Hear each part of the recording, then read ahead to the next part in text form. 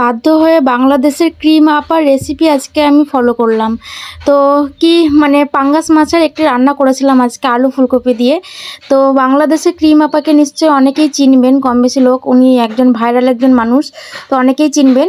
তো আজকে ওনার recipe follow করলাম। তো কিভাবে কি ফলো করলাম, কেন বাধ্য হয়ে ফলো করলাম, সেটা তোমাদের সঙ্গে শেয়ার করছি। পুরো ভিডিওতে আমার পাশে থাকো। তো তার আগে আমি এদিকে ভাতটা বসিয়ে নেব। তো মানে পাঙ্গাস মাছের তরকারিটাও একটু পরে করব, আগে ভাতটা বসিয়ে নেব। তো আজকে রাতের মেনু নিয়ে চলে এসেছি আবারও। আমি প্রত্যেক দিন রাতের মেনু নিয়েই চলে আসি, দিনের বেলাতে আমি সময় পাই না রান্না করার, মানে ভিডিও করার আর কি। তো এই যে দেখো 1 গামলা মতো মাছ নিয়ে এসেছে, পাঙ্গাস মাছ। তো মাছটা খুব ভালো জানো তো, একদম লাল টকটকে, মানে খুব টাটকা মাছটা। আর এই যে দুধ, তারপরে চাল, এই যে চা পাতা, তারপর বিস্কুট, তারপর সবজি নিয়ে এসছে একটা বড় দেখে একটা ফুলকপি, একটা বাঁধাকপি, আর এমনি নর্মাল আলু পেঁয়াজ টমেটো এসব, শসা নিয়েছে এসবই আর কি। তো টুকটাক এই সবজিপাতি নিয়ে এসেছে।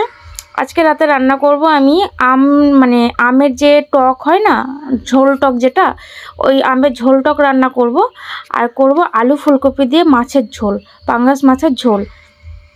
তো আমের টকে যে এখানে বসিয়ে দিয়েছি, প্রথমে একটু সর্ষে ফোড়ন দিয়ে নিয়েছি, আর এরপরে আমটা দিয়ে, এরপরে একটুখানি হলুদ আর লবণ দিয়ে আমটা একটু হালকা করে নেড়ে নিয়ে জল দিয়ে সেদ্ধ করে নিলেই হয়ে যাবে। তো বাংলাদেশের ক্রিম আপাকে নিশ্চয়ই সবাই চিনবে, উনি একজন ফেমাস মানুষ, উনি নাকি ক্রিম সেল করে। হ্যাঁ, তো আমি ওনার একটা রেসিপি দেখেছি, রেসিপিটা দেখে তো আমি পুরাই মানে অবাক যে এইভাবে রেসিপি কে রান্না করে, এইভাবে রান্নাবান্না কে করে। তো আজকে ওনার মতো রান্না খানিকটা করেছি, পুরোটা না, খানিকটা করেছি। তো তোমরা দেখো আমি কিভাবে কি রান্না করেছি।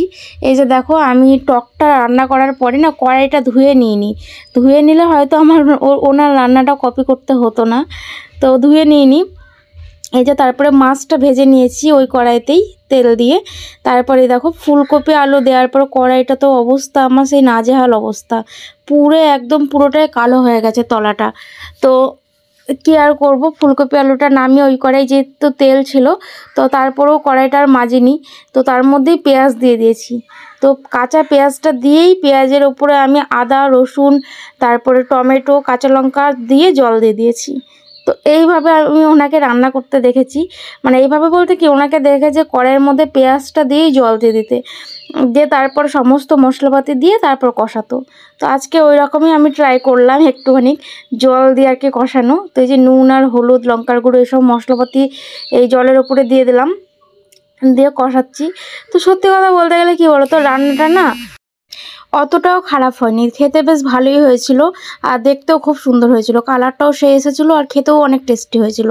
তো ভেবেছিলাম হয়তো তেলের মধ্যে পেঁয়াজ টেয়াজ ভাজছি না, কেমন হবে না হবে, তা ভালোই হয়েছিল, খারাপ হয়নি।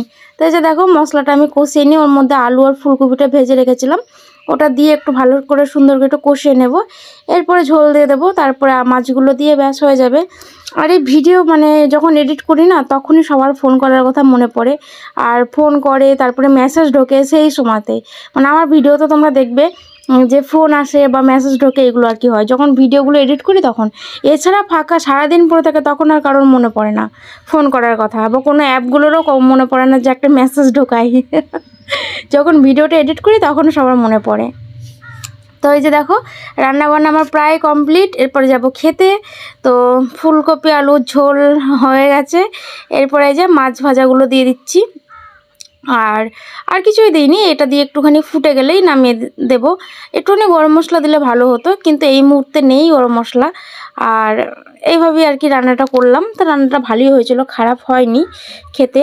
আর আজকে এই যে বললামই তোমাদের যে আমের ঝোলটক করেছি, এই যে নিয়ে চলে এসেছি ফুলকপি আলু তরকারি। দেখো কত সুন্দর হয়েছে দেখতে, তাই না? দেখেই মানে লোভ লাগছে, এত সুন্দর হয়েছে, কালারটা সে এসেছিলো। তো আমি কোনো রকম কাশ্মীরি লঙ্কার গুঁড়ো ব্যবহার করিনি, শুধুমাত্র একটু লঙ্কার গুঁড়ো দিয়েছি, তাতেই এত সুন্দর কালার। আর এদিকে একটু আমও কেটে নিয়েছি, আম খাবো। আর এই যে আমের টক, তো এটা তো খুব ভালোবাসি আমরা দুজন খেতে।